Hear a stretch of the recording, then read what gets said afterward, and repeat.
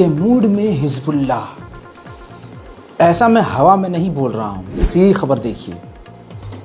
ये तमाम torpedoes, under water missiles, long range की मिसाइल्स, ये तमाम हिजबुल्लाह ने दिखा दी हैं। जी हाँ, इज़राइल अमेरिका से मूड में है लड़ने के। हिजबुल्लाह, जहाँ अमेरिका इज़राइल सोच रहे थे कि हिजबुल्लाह पीछे हटेगा, ऐसा हुआ नहीं। ताज़ा तस्वीरों में उसने अपने ख़तरनाक समुद्र के अंदर जाकर युद्धपोत हो और एयरक्राफ्ट कैरियर हो या फिर समुद्र के अंदर दौड़ लगाने वाली पनडुब्बी हो, सबको तबाह करने वाले हथियार दिखा दिए हैं हिजबुल्लाह ने। उधर नेतन्याहू ने कहा है कि पूर्व मूसाद के हेड ने अरब देशों के नेताओं और लीडरों से मुलाकात करी है हमारे कैदियों को हमास से रिहा करवाने के लिए। एक तरफ इजराइल थोड़ा सा नरम पड़ा है, 1%। जो घायल हैं गाजा के, उनको इजिप्ट जाने दे रहा था पहले इजराइल, फिर बीच में उसने बंद कर दिया था रास्ता। अब एक बार फिर से तैयारी की जा रही है और इजराइल लगभग मान गया है इस बात के लिए कि गाजा के घायलों को इजिप्ट ले जाया जाए। मान गया है इजराइल। उधर बुल्गारिया के प्राइम मिनिस्टर ने कहा है कि गाजा के अंदर हमास के ख़त्म होना तो ज़रूरी है, लेकिन गाजा के अंदर मदद पहुंचाना भी ज़रूरी है। ह्यूमैनिटेरियन एड की सबसे ज़्यादा गजा को ज़रूरत है। थाईलैंड के प्राइम मिनिस्टर ने कहा है कि हमारे 23 जो थाईलैंड के नागरिक हमास की कैद में हैं वो सुरक्षित हैं। जंग के खात्मे के बाद, जंग रुकने के बाद हमारे नागरिक सही सलामत हमारे देश वापस आ जाएंगे। ये थाईलैंड के प्राइम मिनिस्टर ने पूरे यकीन से इसलिए कहा है क्योंकि हमास से थाईलैंड ने खुद डायरेक्ट बात की है।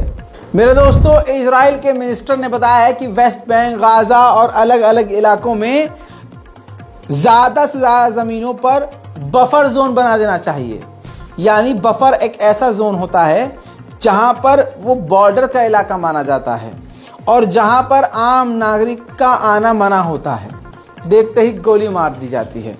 तो आप समझ रहे हैं किस तरह से कब्जे के लिए तड़प रहा है इजराइल, वो भी पूरे फ़लस्तीन पर। दुनिया की सबसे बड़ी संस्था यूएन, वो खुद लाचार है इजराइल के आतंक के सामने।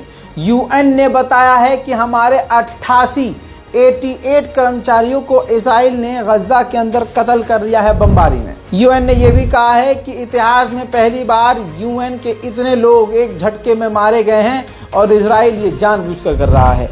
भारत में भारी मात्रा में यहूदी रहते हैं, जिनमें से 200 यहूदी इजराइल वापस गए हैं इजराइल की सेना की तरफ से लड़ने के लिए फिलिस्तीन से। वहीं मेरे दोस्तों, ये तस्वीर देखिए, ये इजराइल ने जारी की है ड्रोन फुटेज, जिसके अंदर इजराइल ने बताया और दिखाया है कि हमने आम लोगों को निकलने के लिए रास्ता दिया था, जिसे अंग्रेजी में ह्यूमैनिटेरियन कॉरिडोर कहते हैं।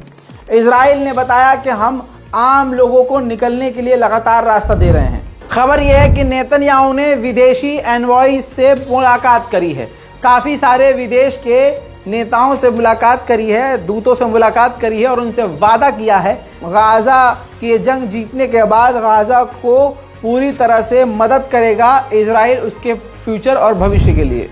हज़ारों की तादाद में अमेरिका से M16 एडवांस राइफल मांगी है इजराइल ने और अमेरिका इस वक्त सख्ते में पड़ गया है। अमेरिका को टेंशन ये है कि ये तमाम राइफल वो अपने यहूदियों में न बांट दे, लोगों में न बांट दे, क्योंकि वेस्ट बैंक और दूसरे इलाकों में लगातार यहूदी लोग एडवांस हथियारों के साथ फिलिस्तीनियों के घरों पर हमला कर रहे हैं, उनके घर में आग लगा रहे हैं, गाड़ियों में आग लगा रहे हैं, खेतों को जला रहे हैं, उनके घरों को लूट रहे हैं। इस पर इजराइल ने वादा किया है कि हम आपसे वादा करते हैं, आप हमें M16 राइफल दीजिए, हम ये यहूदियों के हाथ नहीं लगने देंगे।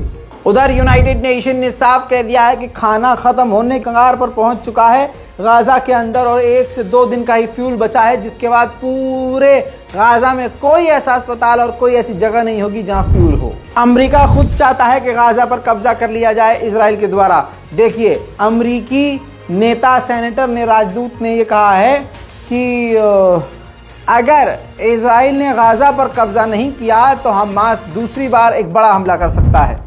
दोस्तों फिलहाल की इस रिपोर्ट में इतना ही। जल्द लौटूंगा और भी बड़ी जानकारियों के साथ। चैनल को रिफ्रेश करते रहिए।